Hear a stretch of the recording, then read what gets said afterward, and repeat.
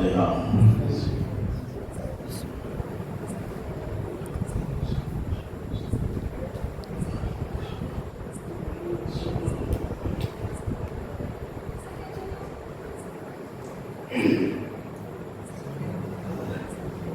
لا حول ولا قوة إلا بالله العلي العظيم۔ حسبنا الله ونعم الوكيل ونعم المولى ونعم النصير۔ أعوذ بالله السميع العليم من الشيطان اللعين الرجيم۔ بسم الله الرحمن الرحيم۔ الحمد لله رب العالمين۔ الصلاة والسلام على أشرف الأنبياء والمرسلين المخاطب بالطه وياسين سيدنا ومولانا ومولى الثقلين جد الحسن والحسين بالقاسم محمد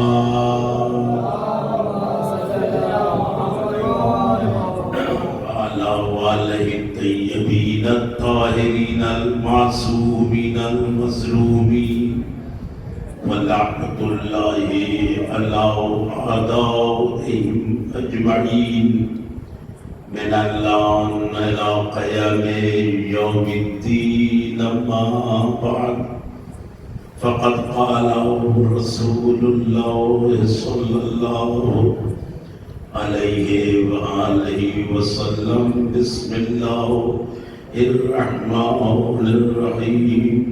حسین منی وأنا من الحسین۔ صلوات رحمت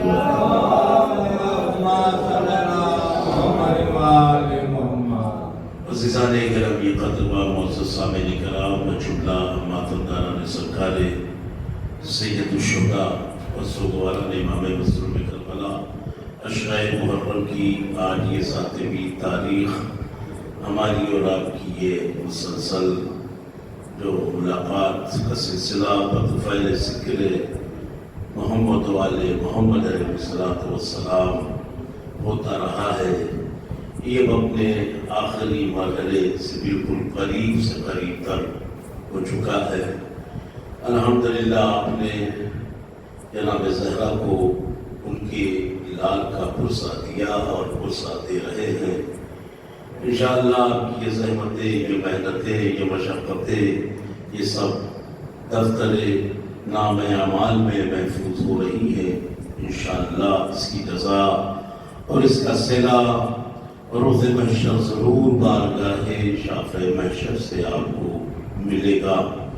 میں صرف چند دعائیہ کلمات کے سوا آپ کو کچھ دے نہیں سکتا۔ اللہ آپ کے ذوق سماعت اور ذوق ایمان کو سلامت رکھے، آپ سبھی کو تمام آفات و بلیات سے محفوظ رکھے، ہمیشہ جناب زہرا کی دعاؤں کے سائے میں آپ رہے، آپ کی جان و مال عزت و آبرو ہمیشہ محفوظ رہے، پروردگار دشمنوں کی نگاہ بس سے آپ کو محفوظ رکھے، اس لیے کہ آپ حسین کی فرش عزا بچھاتے ہیں اور حسین کا غم مناتے ہیں۔ آئیے اس حدیث مبارکہ کے سائل میں گفتگو کی جائے کہ جس میں سرور کائنات احمد مجتبیٰ محمد مصطفیٰ صلی اللہ علیہ وآلہ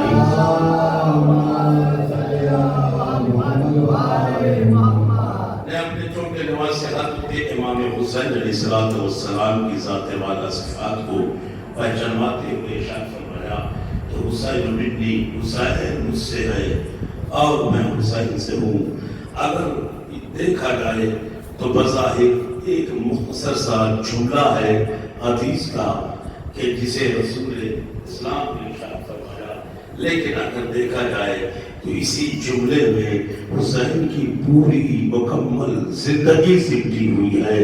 اور اگر کسی کو پوری ذات حسین کو سمجھنا ہو تو اسے کچھ اور سمجھنے کی ضرورت نہیں ہے، صرف اسی حدیث کو سمجھ لے، مکمل حسین اس کی سمجھ میں آ جائے گا. ایک صلوات پڑھیں محمد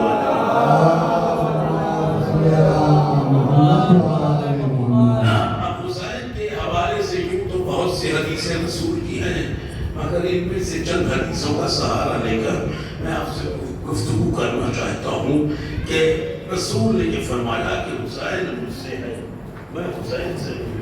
سوال یہ ہوتا ہے کہ سید المرسلین، خاتم النبیین، طٰہٰ و یاسین، سراج المنیر، بشیر و نذیر، مدثر و مزمل، کائنات کے تمام نبیوں کا سردار، ازل سے لے کر ابد تک جس کی نبوت چلنے والی ہے، وہ نبی یہ کہہ رہا ہے کہ میں حسین سے ہوں، حسین مجھ سے ہے. سمجھ میں نہیں آتا کہ کائنات کی ایک ایک ذرے کو، کائنات کی ایک ایک شے کو، کائنات کی ایک ایک چیز کو، چاہے وہ زمین کی ہو یا آسمان کی، یا چاہے زمین ہو یا آسمان، یا چاہے چاند سورج ہو یا ستارے، یا ستارے ہو یا سیارے، سیارے ہو یا فلک، فلک ہو یا نجوم، دشت ہو یا جبل، جبل ہو یا دریا، دریا ہو یا صحرا، جرند ہو یا پرند، پرند ہو یا درند، انسان ہو یا حیوان، حیوان ہو یا جنات، حور ہو یا غلمان،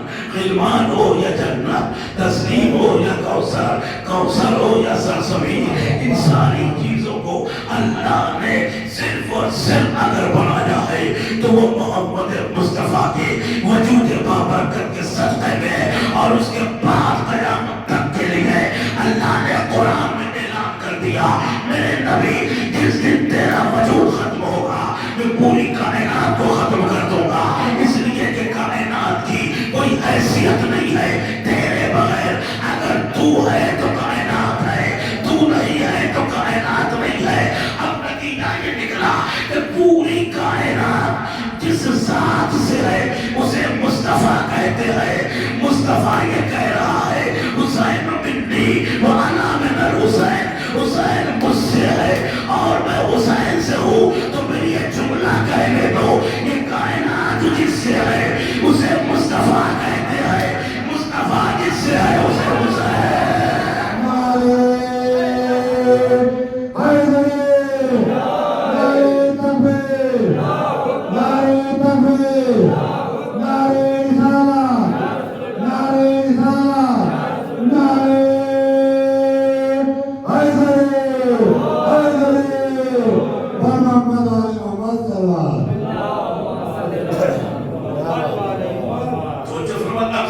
سوال پیدا ہوتا ہوگا ہمارے چھوٹے بھائیوں کے ذہنوں میں، یہ چھوٹے بچوں کے ذہنوں میں کہ یہ بات سمجھ میں نہیں آ رہی ہے، یہ کیسے ممکن ہے؟ جو یہ بات تو سمجھ میں آ رہی ہے کہ یہ کائنات رسول سے ہے، رسول کے بغیر کائنات ہو ہی نہیں سکتی ہے.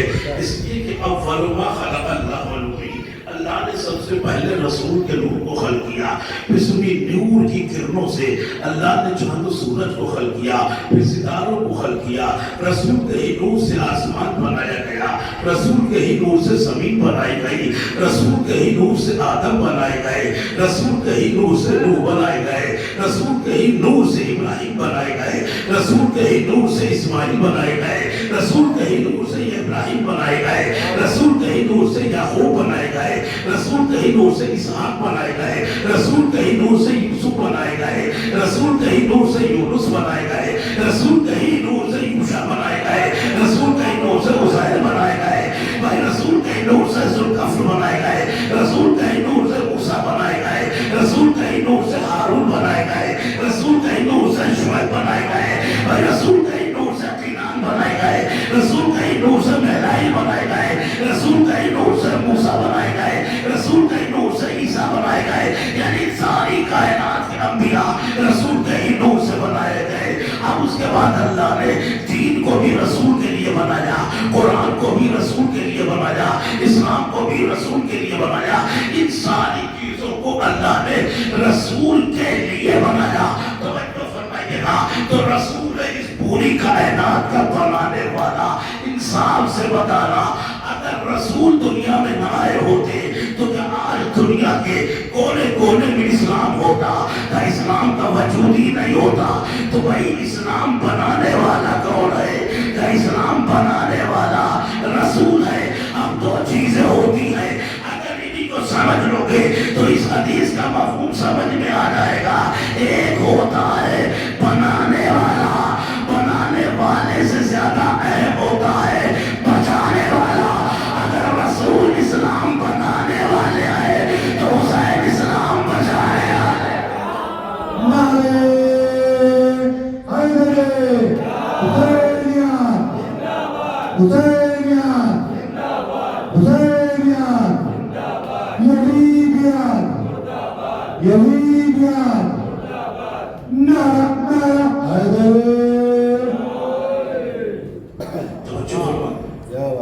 اگر رسول اسلام بنانے والا تو حسین اسلام بچانے والا ہے۔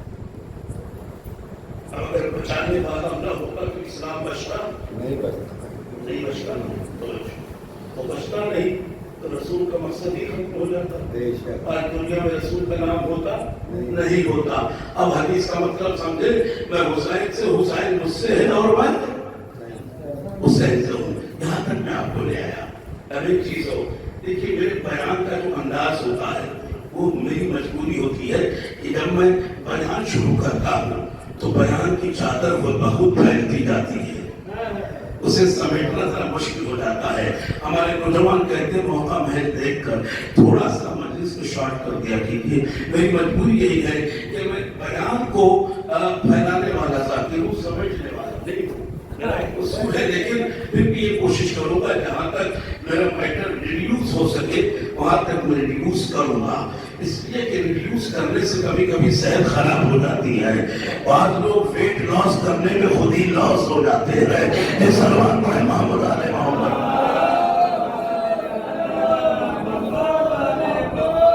ایک اور سلمان پڑھے گی کہ مومن آنے چلا۔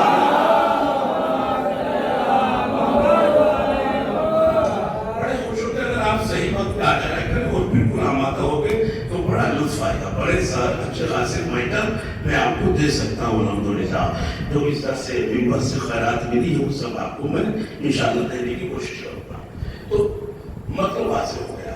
اب دوسری چیز، رسول نے قیامت خیز حدیث ارشاد فرمائی ہے، وہ بھی سن لیں۔ امام حسین علیہ السلام کے حوالے سے آپ نے فرمایا، یا حسینو یا حسینو قلب کا قلبی، اے حسین تیرا دل میرا دل ہے۔ سن لیا آپ نے کیا سنجیدگی ہے، کیا خاموشی ہے۔ اے حسین تیرا دل میرا دل ہے، میرا دل ہے شہنشاہ کربلا، دل احمد مصطفیٰ ہے۔ مسلمانوں ذرا سا اپنے گریباں کو کھول کے اس میں جھانکو کہ مصطفیٰ کیا کہہ رہے ہیں کہ دل حسین میرا دل ہے۔ توجہ فرمائیے گا، یہ اور بات کہ دھڑک رہا ہے سینہ حسین میں مگر وہ دل ہے میرا۔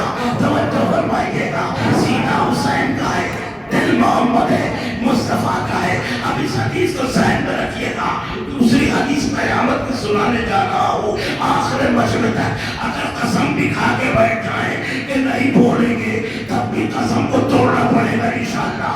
نتیجہ آنے تک ایک حدیث یہ کہ حسین تیرا دل میرا دل ہے۔ دوسری حدیث میں ہم نے فرمائی کہ یا علی انت راسی، اے علی تو میرا سر ہے۔ توجہ فرمائیے گا،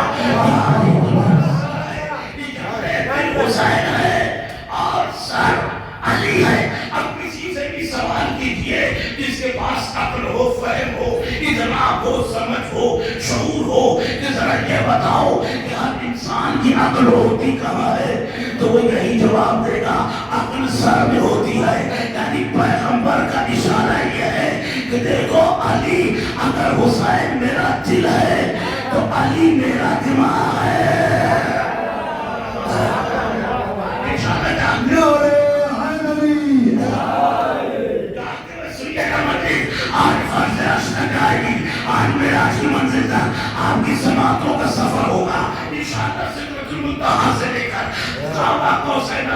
وہ ٹھیک ہے مگر شرط ہے کہ فرش پڑھ کے سمجھ کے بیٹھے کہ یہ فرش نہیں ہے بلکہ یہ خبر حسین کا عرش ہے جہاں ہم آگے بیٹھے ہوئے ہیں اور یوں ہی نہیں کہہ رہا ہوں یقیناً یہ عرش ہے اگر یہ عرش نہ ہوتا تو عرش والے یہاں آگے نہ بیٹھے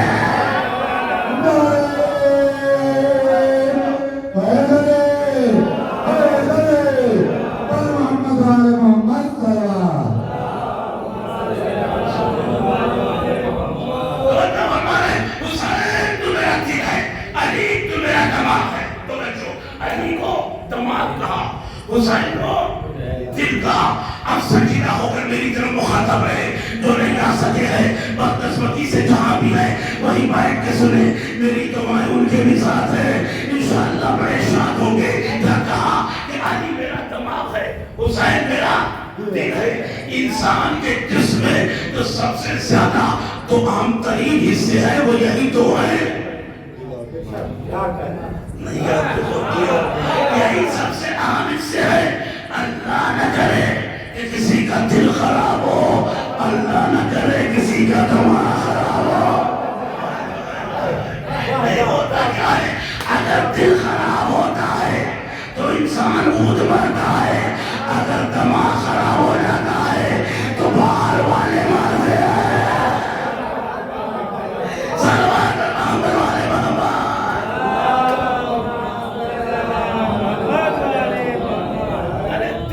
دماغ یہ دونوں بڑے اہم ترین حصے ہیں انسان کی زندگی توجہ دل سب سے اہم ترین ہے اور صلوات پڑھے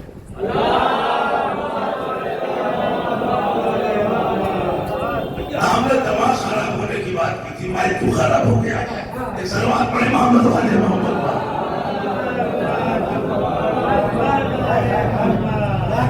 توجہ فرمائے دل اور دماغ تو اہم ترین سے اللہ نے انسان کے جسم کے بنائے ہیں بس اسی کا مجلس کو مکمل کروں گا زیادہ دیر کی زحمت آپ کو نہیں دوں گا انشاءاللہ اس لیے کہ آج جلوس بھی ہے رات پر آپ کو جاگنا ہے نوجوانوں ذرا سا اپنے خون کی روانی میں اضافہ کر لو ذرا سا اپنے لہو میں گرمی ہے محبت علی کو پیدا کر لو ذرا سا اپنے دل کی دھڑکنوں کو تیز کرو اپنے بازوں کی مچھلیوں کو آمادہ کرو اپنی زبان کو نام حسین لینے کے لیے تیار کر لو اور اس کے بعد یہ جملہ سنو اللہ نے انسان کے جسم میں تو ہم ترین حصے بتائے ہیں بنائے ایک ہے دل دوسرے ہے دماغ اور دونوں کا کام اللہ نے الگ الگ رکھا ہے دماغ کا کام ہے مشورہ دینا دل کا کام ہے فیصلہ کرنا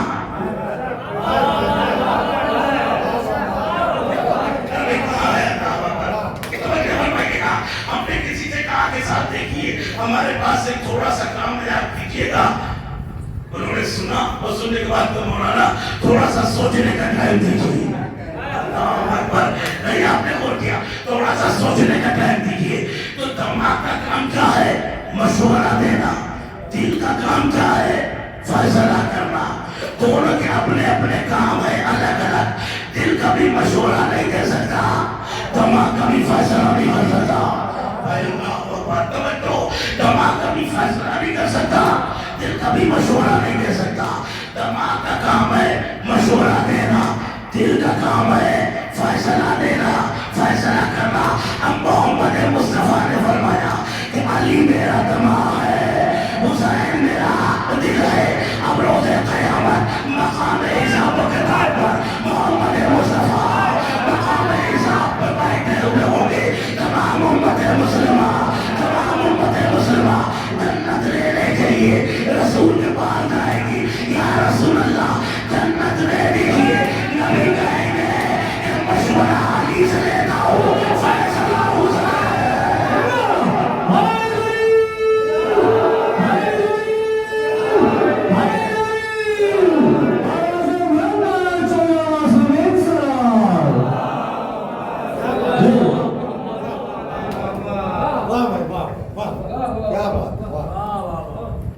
حسین مشورہ دماغ فیصلہ دل نبی کا دماغ علی ہے نبی کا دل حسین ہے تو مشورہ کس سے کریں گے علی سے فیصلہ کون کرے گا؟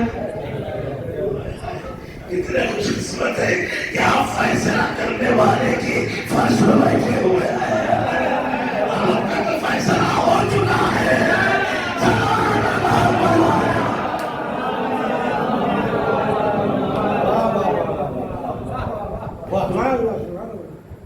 یہاں تک رہے سنیں گے. پڑھوں تھوڑا سا پھر میں بتا دوں ٹائم کا وہ بتا.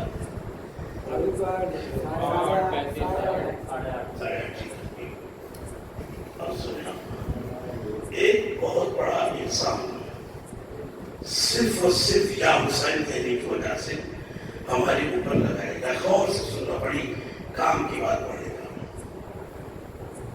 وہ کیا ہے کہ حسین کو تو شیعوں نے مارا ہے. کیا کہنا کس نے مارا ہے؟ شیعوں نے. ہمیں کہا اچھا یہ بتاؤ کہ شیعہ کہتے کسے؟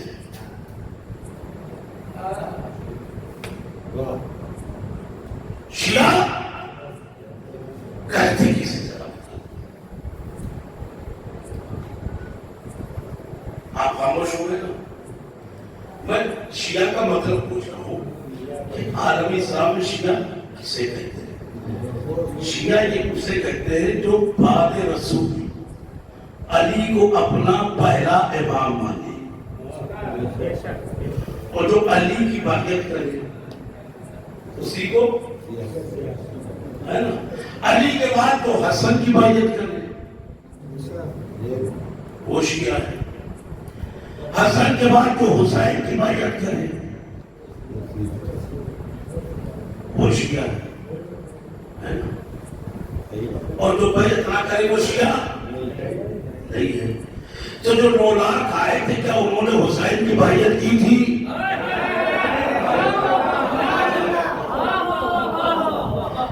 لیکن بہت نازک ترین بات توجہ فرمائیے گا. کیا انہوں نے حسین کی بائیعت کی تھی؟ کہا نہیں. وہ بائیعت کرنے تھوڑی آئے تھے بلکہ وہ بائیعت لینے آئے تھے. آواز جب شیعہ کہتے ہیں علی حسن اور حسین کی بائیعت کرنے والے ہو تو جب انہوں نے بائیعت کی نہیں تھی تو وہ شیعہ نہ ہو گئے.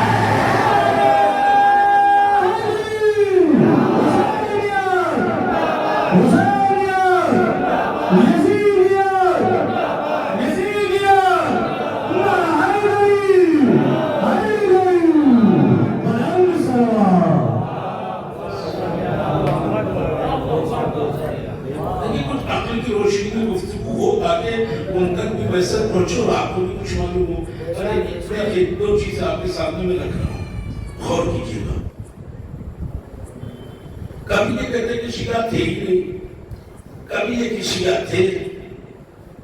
اگر سنیے اور شیعوں نے ہی مارا ہے. عجیب بات ہے. میں نے جواب دے دیا. اگر میں نے سوال کر دیا اس طرح یہ بتائیے کوئی بھی دور ایسا ہمیں بتا دیجیے کہ جس دور میں شیعوں نے کسی کو مارا ہو.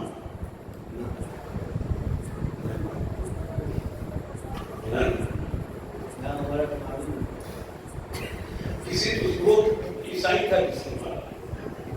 اب وہ لولو یا نہیں کرا مسلمان کا عیسائی کا ایک سماج پر معاملہ والے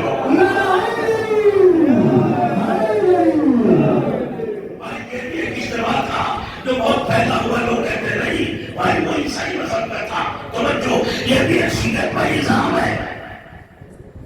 اگر علی کو اپنے کسی چاہنے والے سے اسے مروانا ہوتا تو علی کا غلام محمد کافی تھا.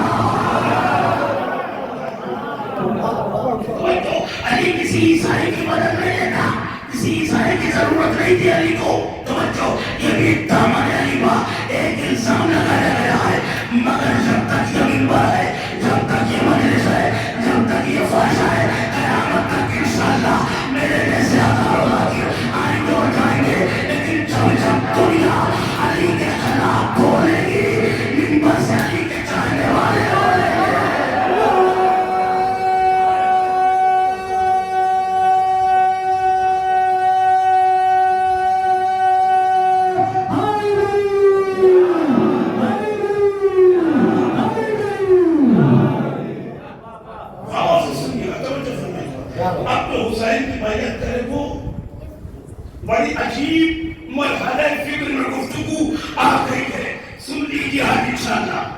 شریعت میں مقدر میں تھا جو میں پڑھ لینا تو حسین کی بیعت کرے وہ کیا ہے؟ اگر اعلان بولو نا یار کسی اپنی زمینوں میں رہتے ہو اپنا کھاتے ہو بھول کے بولا کرو کبھی ڈر کے نہ بولا کرو توجہ کرنا یہ تھا جو حسین کی بیعت کرے وہ کیا ہے؟ شیعہ ہے. جو حسن کی بیعت کرے وہ کیا ہے؟ ارے بھائی ہم تو بولو ہم تو ایران میں بھی تمہیں بولنے کا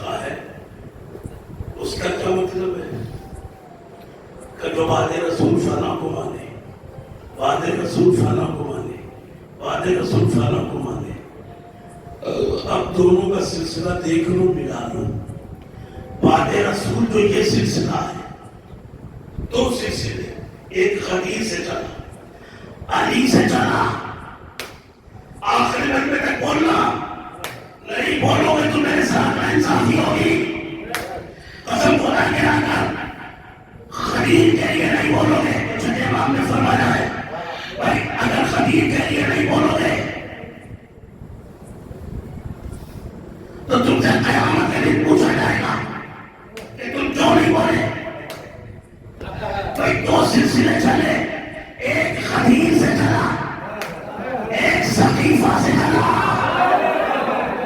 اب فیصلہ ہو جائے گا کربلا میں کون کیا تھا. تو تصویریں کربلا میں سامنے کھڑی ہے تو وہ سلسلے چلے علیہ السلام کے ایک خدیج سے چلا. تو خدیج سے چلا وہ 12ویں امام تک پہنچا. اور سقیفہ سے چلا وہ یزید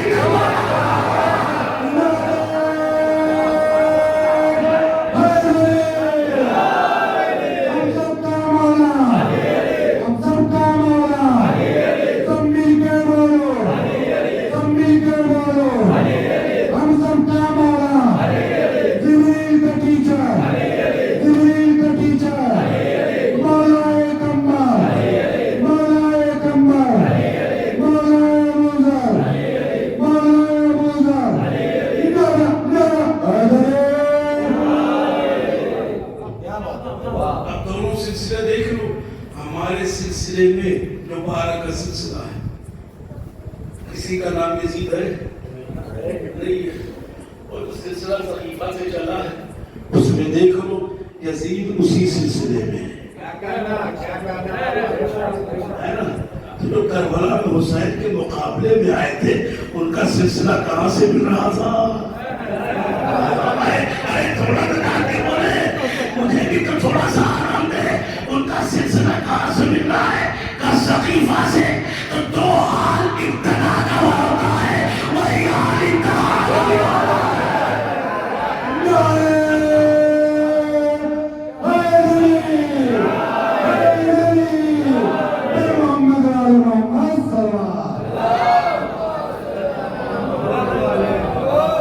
تم چاہ رہے تھے کہ اس سلسلے سے انہیں چھوڑ دے. تبھی تو حسین نے کہا کہ یہ ہو ہی نہیں سکتا ہے. مصری کا دوبارے مصر کا اے نجس آغوش میں بنے ہوئے نجس بہ کر یزید. اے شام کی تاریخ گلیوں میں بھٹکنے والے کتے تو بنی ہاشم کے شیر سے مقابلہ کرنے آیا ہے. تیری اوقات کو ایسا بتاؤں گا کہ ہمیشہ کے لیے تیرے نام کو نیست و نابود کر کے خاک میں ملا کر ایسا بنا دوں گا کہ دنیا تیرا نام لینے سے پہلے تیری ذات میں تھوکنے لگے گی.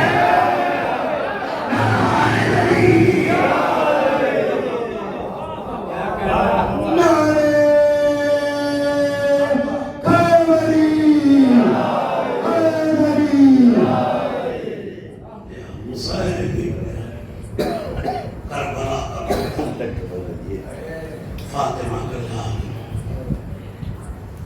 اپنے تمام ارادوں کے ساتھ روز عاشور، شدت پیاس، شدت تشنگی، بلا کا صحرا، غضب کی دھوپ، شعلے اگلتی ہوئی زمین. حسین اسی دھوپ میں کھڑے ہیں. کبھی اصحاب کی لاشیں، کبھی انصار کی لاشیں، کبھی احباب کی لاشیں، کبھی اول محمد کی لاشیں اٹھا اٹھا کے حسین مقتل سے جا رہے ہیں.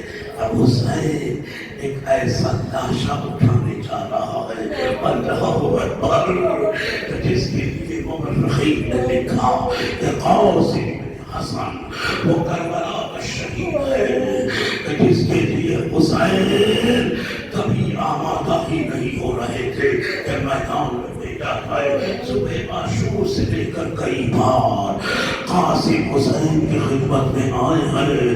ہر بار دروازے میں کھڑے ہو کر ام فروا نے ہاتھوں کو جوڑا ہے. ایسے یدا کے لال ایک بیوہ کا نذرانہ قبول کر لیجیے. روز محشر جب آپ کی ماں کے سامنے ہر بیوی سرخرو ہو کے جائے گی تو میں کیا جواب دوں گی؟ اے میرے آقا قاسم کو قبول کر لیجئے. دو جملے مسائی پہ زحمت تمام کر رہا ہوں. بڑی قیامت کی منزل ہے. قاسم حسین کی خدمت میں آئے. حسین نے حسن کی بھرپور جوانی کو دیکھا. 13 سال کا قاسم کبھی اس روح سے دیکھ رہے ہیں تو کبھی اس روح سے دیکھ رہے ہیں, کبھی چہرے کو دیکھ رہے ہیں, کبھی سینے کو دیکھ رہے ہیں. قاسم نے نے کہا چچا جان آپ اتنے غور سے کیا دیکھ رہے ہیں؟ حسین نے روتے ہوئے کہا میرے لال کہ میرے بھیا حسن کی نشانی ہے۔ اے قاسم میں یہ سوچ رہا ہوں کہ آج کے بعد یہ نشانی خاک میں مل جائے گی، یہ حسین اپنے بھیا کو کہاں سے دیکھے گا؟ اے میرے لال تو خیمے میں واپس چلا جا، تو بے ماں کا سہارا ہے۔ ابھی قاسم خیمے کی طرف بڑھ گئی تھے، ایک مرتبہ سرور آواز دی، مولا ہم تو رائے خدا میں دے دیتے ہیں، اسے واپس نہیں لیتے۔ مولا ایک بیوہ کا علاج رکھ لیجیے۔ جناب قاسم پلٹے، حسین نے کلیجے سے لگایا، ہاتھوں کو پکڑا، بڑے آرام سے خیمے تک لائے، قاسم کو سجایا ہے حسین نے۔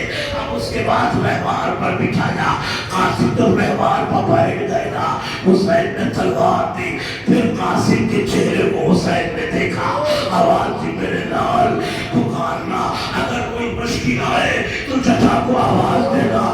تو میرے لال مڑ مڑ کے دیکھتے رہنا، اے قاسم مجھے مڑ مڑ کے دیکھتے رہنا۔ قاسم رن کو چلے، مڑ مڑ کے دیکھتے رہے۔ یہ جعفر طیار کا پوتا تھا، علی مرتضیٰ کا نواسا تھا، ایک مرتبہ علی مرتضیٰ کا پوتا تھا، عباس کا بھتیجا تھا۔ میدان میں آیا، آتے ہی سرماؤں کو پانی پلا دیا، سروں پہ سروں کو کاٹا، لاشوں پہ لاشیں گرائی، مگر کے غائب پہ سر ساتھ کی آواز بلند ہوئی، اے فوج شام و کوفہ تمہیں پتہ نہیں ہے یہ عباس کا سکھایا ہوا ہے، اس سے مقابلہ کرنا آسان نہیں ہے۔ فوجوں نے دائرہ بنایا، فروا کا لال فوج اشبیہ کے درخے میں آیا، نفیل بن اسد ملعون نے ایک تلوار قاسم کے سر پہ ماری، سر شکافتہ ہوا، خون کا فوارہ جاری ہوا۔ قاسم نے اپنی پاؤں کو گھوڑے کی گردن میں ڈالا، اس کے بعد آواز دی یا اماں ہو ادرکنی، اے چچا حسین میری مدد کو آئے، قسم خدا کے حمید نے بڑا عجیب جملہ لکھا ہے، میں کیسے پڑھوں، آپ برداشت کر سکیں گے کہ نہیں؟ حسین تیزی سے اپنے رہوار کی طرف دوڑے اور اپنے گھوڑے پہ سوار ہوئے، ایڑ لگائی، بڑی تیزی سے حسین، ایک ہاتھ میں تلوار ہے، ایک ہاتھ میں رہوار، دوڑتے ہوئے مقتل کی طرف چلے۔ ارے فوجوں نے سوچا کہ شاید حسین حملہ کرنے آ رہے ہیں، حسین کو دیکھ کر فوج ادھر سے ادھر بھاگنے لگی، قاسم زین سے زمین پہ آ رہے تھے، اتنے میں فوجوں نے قاسم کو گھوڑوں کی سروں سے پامال کرنا شروع کر دیا، گھوڑے کی ٹانپیں قاسم کے بدن کے ٹکڑے ٹکڑے کر رہی تھی۔ اب بڑا عجیب جملہ لکھا ہے، قاسم ہر بار آواز دے رہے تھے، اے چچا جلد آئیے، اے چچا جلد آئیے، اے چچا جلد آئیے۔ اب تو مقتل میں حسین پہنچے ہیں، درد و غبار اتنا زیادہ تھا کہ حسین کو کچھ نظر نہیں آ رہا تھا۔ حسین نے آواز دی میرے لال قاسم کہاں ہو؟ ابھی کوئی آواز نہ آئی، پھر حسین نے آواز دی اے میرے بھیا کی نشانی قاسم کہاں ہو؟ مجھے آواز دو، غریب چچا تمہیں بلا رہا ہے۔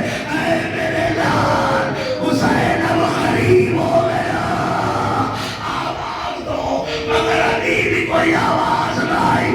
پھر حسین ایک بلندی پر گئے، جانے کے بعد کہتے قاسم تمہیں امام وقت بلا رہا ہے۔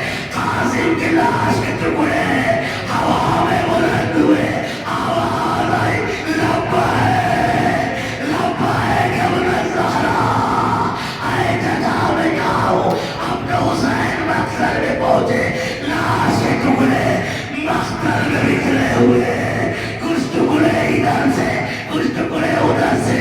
آئے حسین کا مقدار جسے ہاتھوں سے پالا تھا، اسی کی لاش کے ٹکڑے اپنے ہاتھوں سے سمیٹ کر امام کے دامن میں رکھا، گٹھڑی بنائی، کاندھے میں رکھا، خیمے تک پہنچے۔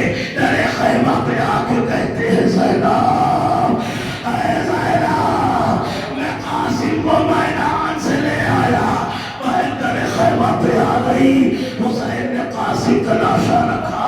زینب نے بڑی حیرت سے پوچھا بھیا میرا قاسم کہاں ہے, قاسم کا لاشا کہاں ہے؟ حسین نے کہا زینب تیری نگاہوں کے سامنے یہ جو گٹھلی ہے نا یہی قاسم کی لاش ہے.